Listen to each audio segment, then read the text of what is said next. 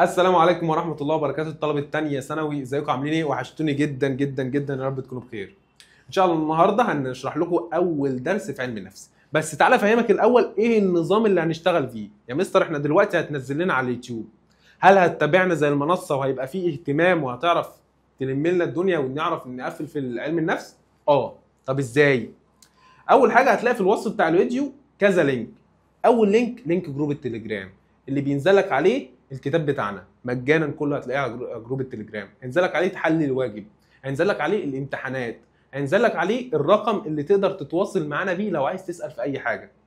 طب تاني لينك هتلاقي فورم كده، هتخش على اللينك ده هتلاقي البيانات، الاسم، رقم تليفونك، رقم تليفون ولي الامر، المنطقة، كل التفاصيل دي ليه يا مستر؟ عشان نعرف نتواصل معاك ونتابعك ونكلمك لو في اي سؤال منك، نشوفك عملت الواجب ولا لا، نشوفك امتحنت ولا لا، كل التفاصيل دي. تمام. بعد كده هتلاقي لينكات التواصل بتاعتنا والصفحات بتاعتنا اللي هينزل عليها كل التفاصيل الاونلاين او اي حاجه تخص الاونلاين. يلا بينا نبدا فيديو الشرح. ان شاء الله النهارده هنبدا اول درس علم نفس.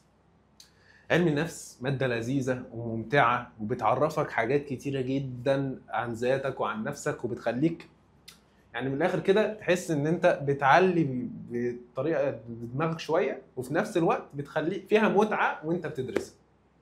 قال لي ماشي. اول حاجه بندرس في علم النفس يا مستر نشأة علم النفس. علم النفس ده جالنا ازاي يا مستر، وازاي اتطور لدرجه ان احنا بقينا عملنا بقى علاج نفسي وطب نفسي والكلام ده. ماشي. قال لي علم النفس هو علم من العلوم الحديثه نسبيا. يعني ايه الكلام ده؟ تعال افهمك. زمان الفلسفه، يعني جات الفلسفه اهي، خلي بالك الفلسفه اهي وعلم النفس جه بعدها بشويه. يعني الفلسفه هنا وعلم النفس اهي. جت الفلسفه اتشهرت جامد واحنا لسه زمان، اتشهرت جامد قوي قوي قوي. تمام. وفضلت مشهوره لغايه دلوقتي. علم النفس فضل في نفس الحته دي لغايه فتره قريبه قوي. جه بقى في الفتره القريبه دي ابتدى يطلع، ابتدى يتشهر ويتعرف. فعشان كده هو بيقول لك حديث نسبيا. هو في الاصل قديم، لكن هو ابتدى يتطور بهذا الشكل ده فتره قريبه قوي. قال لي جميل قوي. فبالرغم من ان له ماضي طويل الا ان تاريخ العلم قصير، فلم يظهر بمظهرها العلمي الحديث. فهمت الحته اللي انا شرحتها لك دي؟ هو ده تفسير الكلام ده. كعلم محدد الموضوع والاهتمامات الا في الربع الاخير من القرن التاسع عشر. هي دي بقى الحته، مش انا قلت لك جه بقى في فتره قريبه قوي ابتدى يطلع. هو ده بقى الحته دي، الربع الاخير من القرن التاسع عشر، اللي هي من امتى لامتى؟ القرن ال 19 ده من 1800 الى 1900. بيقول لك الربع الاخير يبقى من 1875 الى 1900. هي الفتره دي. ثانيه واحده. هي الفتره دي. تاني بتعاندني بقى. قال لي ماشي يا مستر. كعلم محدد الموضوع والاهتمامات الا في الربع التاسع عشر، وقد اعتبر هذا التاريخ هو البدايه الحقيقيه للدراسه العلميه لسلوك الانسان، اللي هو علم النفس. يبقى سلوك الانسان اللي هو علم النفس. ولكن الحقيقه هي ان علم النفس بمظهره العلمي الحديث لم يظهر فجاه. هو قديم اصلا من الاساس، ولكن جه واتشهر في الربع الاخير من القرن ال 19. ماشي. بل تمتد جذوره التاريخية إلى التراث الشرقي القديم عند الفرس والهنود. الفرس والهنود كان عندهم علم النفس مشهور شوية. والتراث الغربي القديم والذي تمثله بلاد اليونان اللي هي الإغريق وفلسفتهم الكبار، وخاصة سقراط وأفلاطون وأرسطو. دول مشهورين جدا في الفلسفة، بس برضه كانوا في علم النفس. ما تفتكرش إن هم كانوا هبل برضه يعني. أول مرحلة مر بها علم النفس، يعني دي بقى اول حاجه بقى مر بيها علم النفس، المرحله الفلسفيه. تعال نفهم واحده واحده المرحله دي ايه فكرتها. قال له اهتموا بماهيه النفس ومعرفه حقيقتها، لذلك سميت هذه الدراسه من البدايه باسم علم النفس. اهتموا بالنفس، والنفس دي بتتكون من ايه، عشان كده سميت بايه؟ باسم علم النفس. ارتبط علم النفس في هذه المرحله بالنفس او الروح، فالروح في اعتقادهم هي مصدر السلوك، وفسروا بها بواعث السلوك من أحلام وتفكير وحس وإدراك وحركة. من الآخر كده ملخص المرحلة الفلسفية دي حصل فيها إيه؟ قال لك إن النفس هي مصدر السلوك،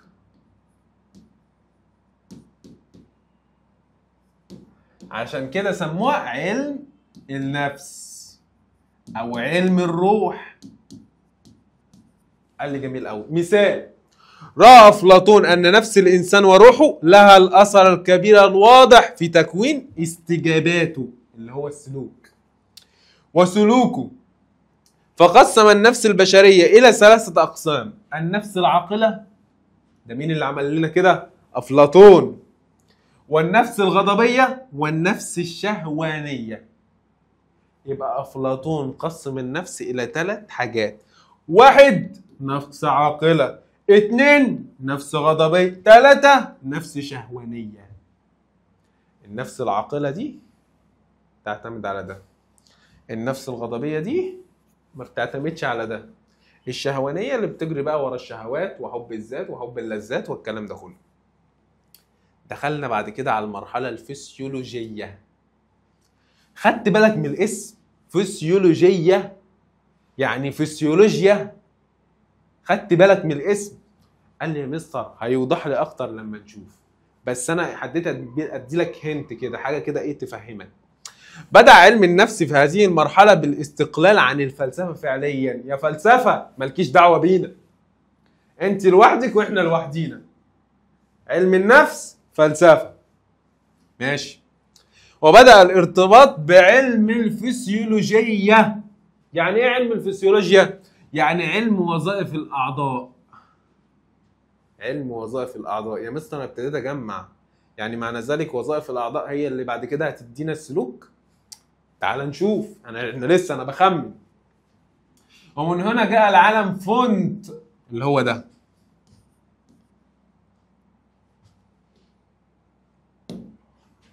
اللي هو ده قال لنا ايه المعلم فونت ده؟ من الرواد الاوائل الذين ساهموا في تحول علم النفس الى المرحله الفسيولوجيه. خلي بالك عشان بيجي يسالك على العالم.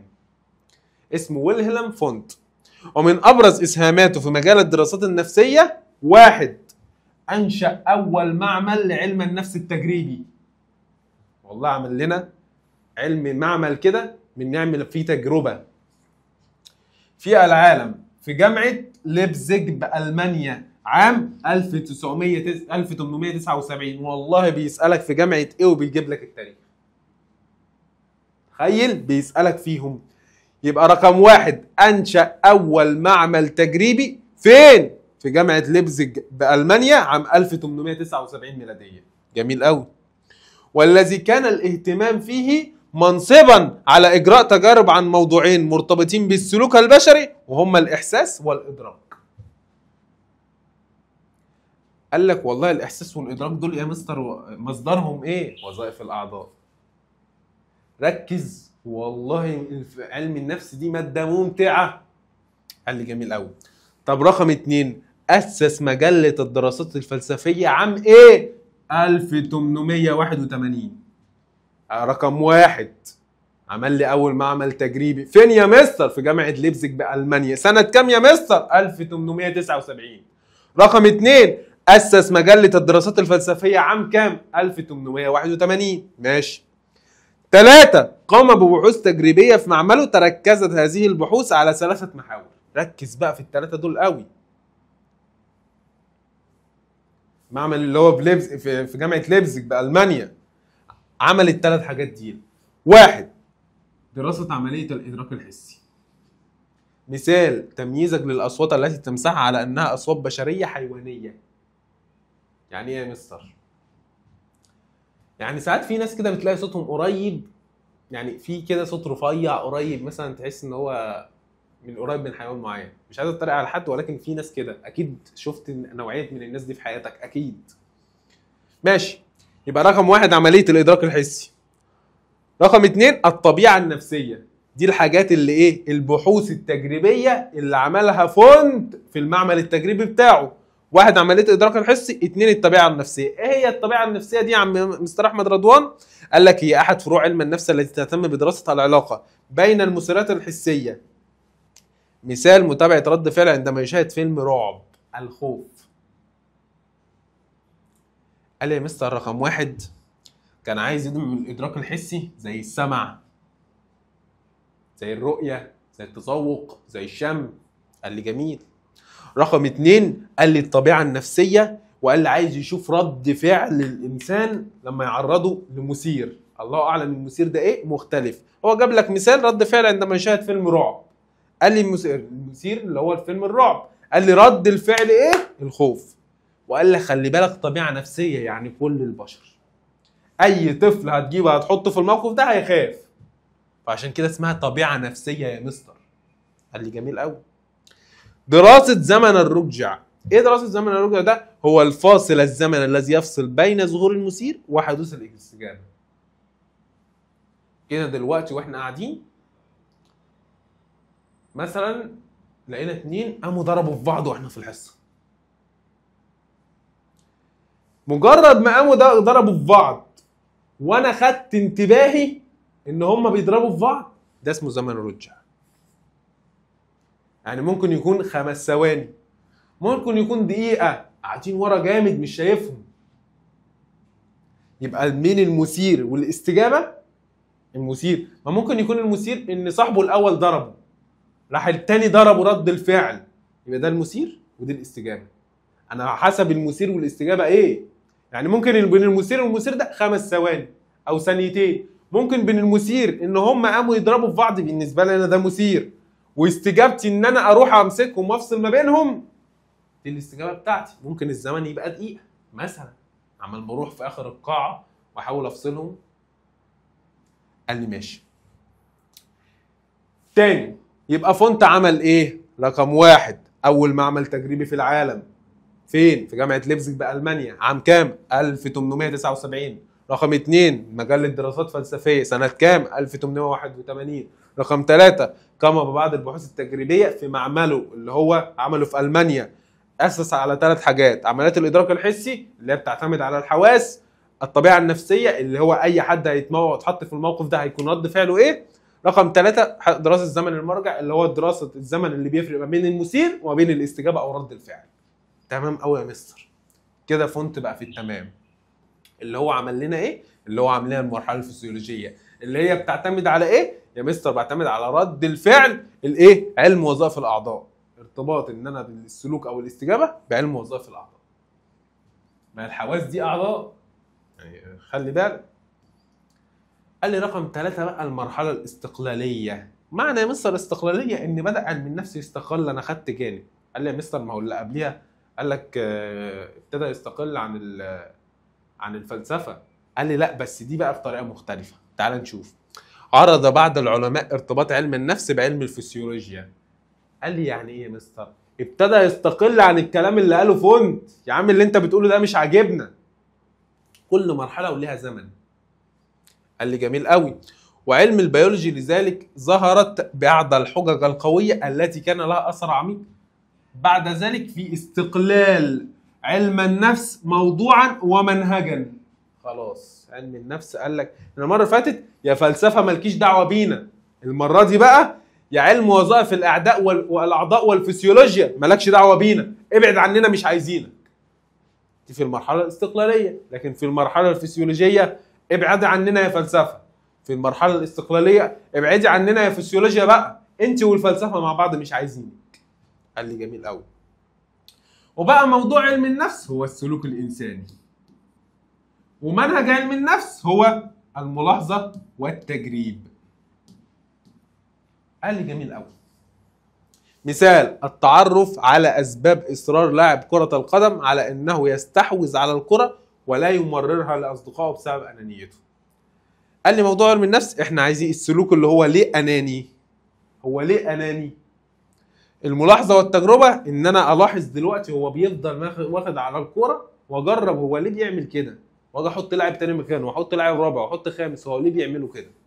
قال لي جميل قوي يا مستر. بص المقوله الروعه دي: اعمل بجد في صمت ودع النجاح يحدث الدقيقه. ما تقعدش تعاني وانت بتنجح، انت بتعاني، بتمر بازمات كتيره جدا وانت بتحاول تنجح، قاعد مضغوط، ممكن مشاكل في البيت، ممكن مشاكل كذا وكذا وكذا، كميه الضغط. ما تقعدش بقى تصيح، ركز في اللي انت بتعمل، حاول تحل، انجز، حاول تطور من نفسك، انجز. ايه الحل؟ عايزين نخلص، ما نفعش كذا نعمل كذا، ما نفعش كذا نعمل كذا، عايزين، مفيش وقت، انت عايز توصل، يبقى مفيش وقت انك تصيح.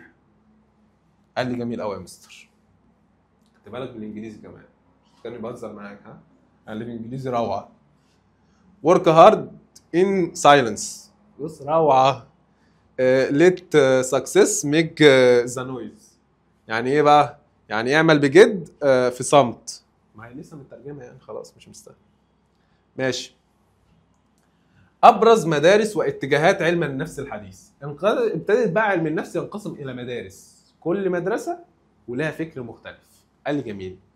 ما ان مضى على استقلال علم النفس نصف قرن من الزمن حتى ظهرت مئات المدارس والاتجاهات السيكولوجيه، ومن ابرز هذه المدارس رقم 1 المدرسه البنائيه. مؤسسها فونت اللي احنا خدناه فوق. يا مستر. واشهر طريقه، ما هو خلي بالك، بعد ان مضى استقلال علم النفس نصف قرن من الزمن حتى ظهرت مئات المدارس والاتجاهات السيكولوجيه، ومن ابرز هذه المدارس كذا. هتلاقي بقى المدرسه الفسيولوجيه، وهتلاقي كذا وكذا وكذا، هتلاقي مدارس كتير. ماشي. البنائيه مؤسسها فونت، واشهر تلاميذه تيتشنر. يبقى احنا فونت قلنا بيتكلم عن ايه؟ عن الفسيولوجيا، خد بالك، علم وظائف الاعضاء. فونت هنا بيتكلم عن المدرسه البنائيه. جميل. اكدت على ان موضوع علم النفس هو دراسه الخبره الداخليه الشعوريه المباشره للفرد. 2 منهج الاستبطان او التامل الباطني. اتقل. هو المنهج المناسب لدراسه الخبره الداخليه. يبقى دلوقتي من الاخر كده، المدرسه البنائيه مهتميه بايه؟ مهتميه بدراسه الخبره الداخليه الشعوريه. واستخدمت منهج ايه؟ استخدمت منهج الاستبطان. عشان بيجي يقول لك هو انا استخدمت منهج ايه في دراسه الخبره الداخليه؟ منهج الاستبطان. رقم 1 هو بيقول لك يعني احنا بندرس علم النفس هو دراسه الخبره الداخليه الشعوريه. جميل قوي. رقم 2 عندنا منهج اسمه الاستبطان او التامل الباطني، هو اللي بيعتمد عليه عشان ندرس الخبره الداخليه. اديني مثال يا مستر. عندما تسمع خبر وفاة احد اقاربك، تغير الصديق المغرب عن مشاعرك الأليمة اتجاه هذا الخبر. يعني ايه؟ يعني دلوقتي صاحبك عارف دلوقتي ايه الشعور الداخلي اللي انت فيه. فهمت ايه؟ او ايه التأمل الباطني اللي انت فيه. انت ممكن تفتكر ذكريات بقى عمك او ايا كان بقى اللي مات من اقاربك، مين؟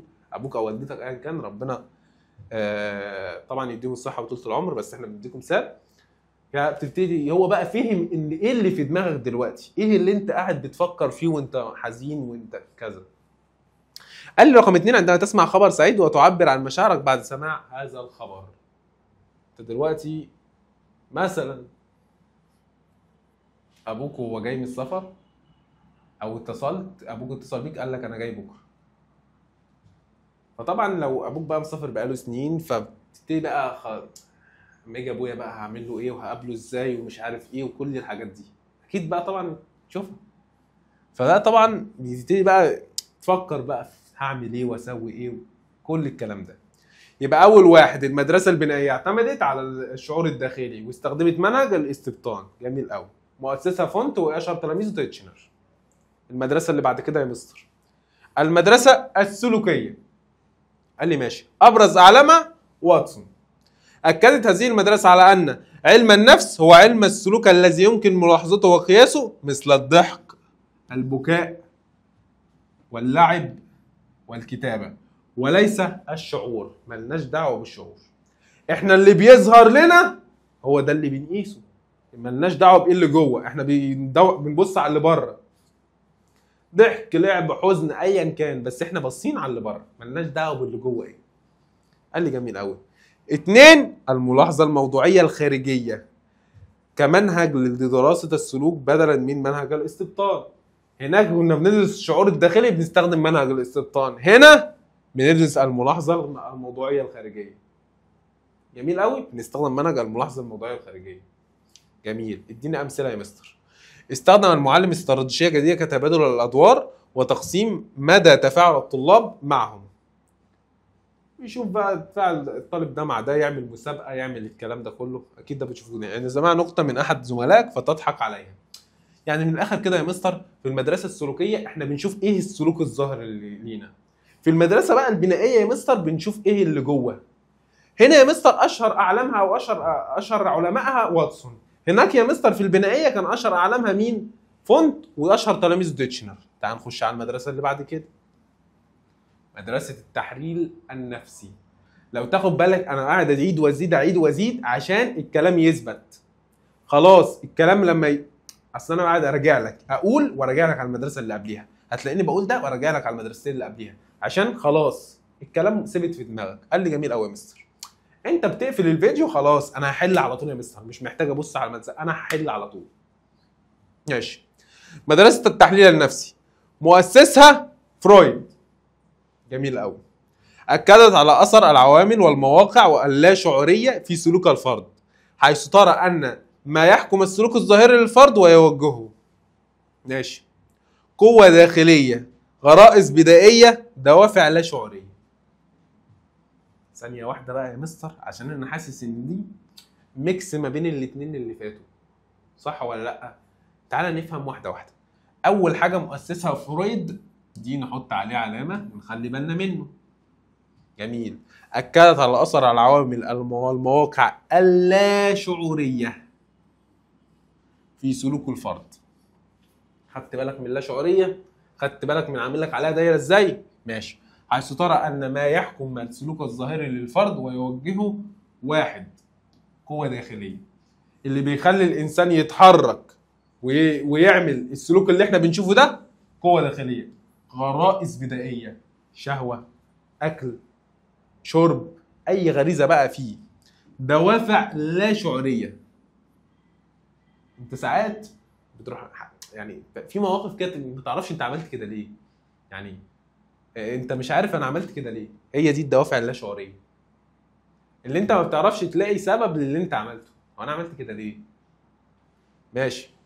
الاثر الخطير لمرحله الطفوله المبكره في تكوين وتشكيل شخصيه الفرد. يعني من الاخر اكبر اثر خطير، وفعلا دي حقيقه، خدها مني نصيحه، لما يبقى عندك اخوك الصغير انت اللي بتشكله، والله هتلاقيه بيتعلم منك كل حاجه، بيقلدك في كل حاجه، اما يطلع هتلاقيه بيحاول يقلدك في اللي انت بتعمله. فانت دلوقتي خلي بالك من اخوك لما ربنا يكرمك او يكرمك ان شاء الله وتتجوزه وتخلفه، ابنك حافظ بيلعب مع مين، بيتعامل مع مين، بيعمل ايه، بيحب ايه وبيكره ايه. كل ده ازرعه في ابنك، ازرعه انه يحب اخواته، خليهم يحبوا بعض اولادكم، وانت خلي اخوك يحبك وحبه يعني. وبالذات البنات بيأثر فيهم الكلام ده جدا. حاولي تبيني الحب ده لاختك. قال لي جميل قوي. امثله: نسيان ميعاد غير مرغوب فيه، مش على يعني ساعات كده تحس ان نسيت، يعني انت اصلا ولا على بالك. الاطفال الذين لم يتعلموا العيش في وفاق وانسجام مع اخوانهم يجدون صعوبه في التوافق مع الغير في مرحلتي المراهقه والرشد. لسه الكلام اللي انا قايله لك، ان انت خلي اختك او اخوك حاولوا تقربوا مع بعض وتكونوا اجتماعيين جدا وتتكلموا مع بعض كتير وكده. المدرسه السلوكيه.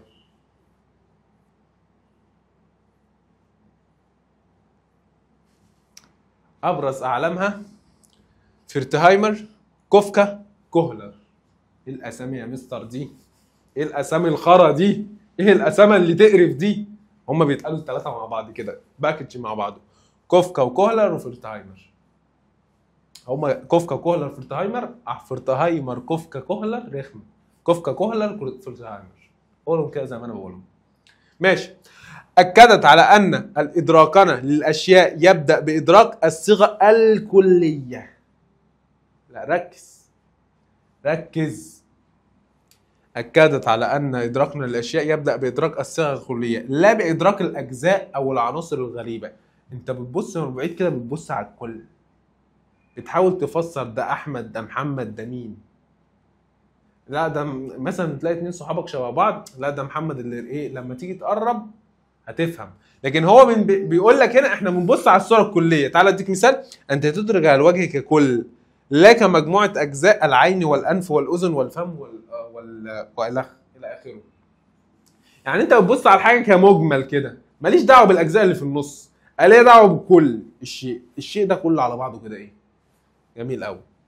وهذا يعني ان الكل اكبر من مجموعه الاجزاء. ماشي.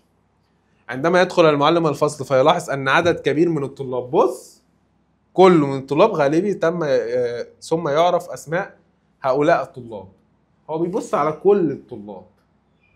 ماشي. اشهر اعلامها مين؟ كوفكا، كوهلر، فورتهايمر. يعتمد على ايه؟ يعتمد ادراك الصيغه الكليه. تعالى اللي قبله. اشهر اعلام التحليل النفسي مين؟ فرويد. بتعتمد ايه؟ على اللاشعوريه. بتعتمد على ثلاث حاجات: قوه داخليه، غرائز بدائيه، ودافع شعوريه. تمام؟ تمام. كوفكا، كوهلر، فورتهايمر، عشان الاسامي رخمه. كوفكا وكوهلر وفورتهايمر، كوفكا وكوهلر وفورتهايمر. بتعتمد على ايه؟ بتعتمد على الصيغه الكليه.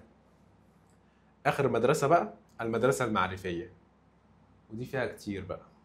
ابرز اعلامها سكينر، دونالد، نورمان، اوزيل، ستيرنبرج. اسامي بنتهال، معلش، اسامي رخمه. اكدت هذه المدرسه على وجود العديد من العمليات المعرفيه العقليه التي تتوسط المثير والاستجابه. لغايه هنا والله يا مستر انا يعني حاسس ان انا مش فاهم. جميل. فالسلوك الانساني يتضمن العديد من العمليات الادراكيه والانتباهيه، وليس مجرد استجابه بسيطه لمنبهات بيئيه. مش فاهم حاجه. اول حاجه سكينر، دونالد، نورمان، اوزيل، ستيرنبرج. اول حاجه اسامي العلماء. تمام. وجود العديد من العمليات المعرفيه العقليه التي تتوسط المثير والاستجابه. ايه العمليات اللي بتحصل مجرد ما انا اشوف المثير؟ اسمع صوت انفجار، اسمع واحده بتصوت، اتنين بيتخانقوا مع بعض، اشوف اي مثير. ايه بقى العمليات المعرفيه اللي بتحصل ما بين المثير اللي انا لسه قايله ده والاستجابه، ان انا هروح اشوف في ايه، او اروح احل الموقف ده، او اروح افصل ما بين اتنين؟ ايه العمليات المعرفيه اللي بتحصل في النص؟ تعال اقول لك. رقم واحد الادراكيه، انا بدرك ان الاتنين بيتخانقوا مع بعض. الانتباهيه، انا بنتبه اللي بيحصل، وليس مجرد استجابه بسيطه لمنبهات بيئيه. لا دي مش منبهات عاديه احنا حافظينها كل يوم متعودين عليها، مطر، رعد، برد. لا دي منبهات جديده مش متعودين عليها. قال لي طب رقم 2 استخدام المنهج الموضوعي في فهم العمليات المعرفيه واسس تكوين المعلومات. ماشي يا مصر، تعال نخش على امثله. السؤال الذي يوجه للمتعلم ويطلب منه الاجابه. جيت انا سالتك دلوقتي، قوم اقف اشرح لي ايه هي المدرسه السلوكيه، اشرح لي ايه هي المدرسه المعرفيه، اشرح لي ايه هي المدرسه البنائيه. ده ايه؟ مثير يا مستر. قال لي ماشي. هو مجرد انتباه المتعلم اللي هو انت للسؤال وادراكه للمطلوب عمليات معرفيه. انت دلوقتي جيت ايه؟ جاوبتني، دي استجابه. الحاجات اللي في النص دي العمليات المعرفيه اللي هي ادراك ان انت طلب منك ايه. عشان كده اسمها المدرسه المعرفيه، اللي هي العمليات المعرفيه اللي هي الادراك. قال لي ماشي. المثال رقم 2 رؤية سائق السيارة للون الأحمر في إشارة المرور مثيرا. قال لي جميل قوي يا مستر. وإدراكه لها عمليات معرفية. أنا دلوقتي راكب السيارة، جيت لقيت إشارة مرور أحمر، أول حاجة ده المثير. قال لي يا مستر حصل كده شوية حاجات في النص اللي هي العمليات الإدراكية، أدركت إن أنا لازم أقف. يبقى هي دي العمليات المعرفية اللي في النص اللي هي الإدراك. كده إحنا خلصنا الدرس الأول بالكامل. انتظروا ان شاء الله الدرس الجاي واشوفكم على خير باذن الله.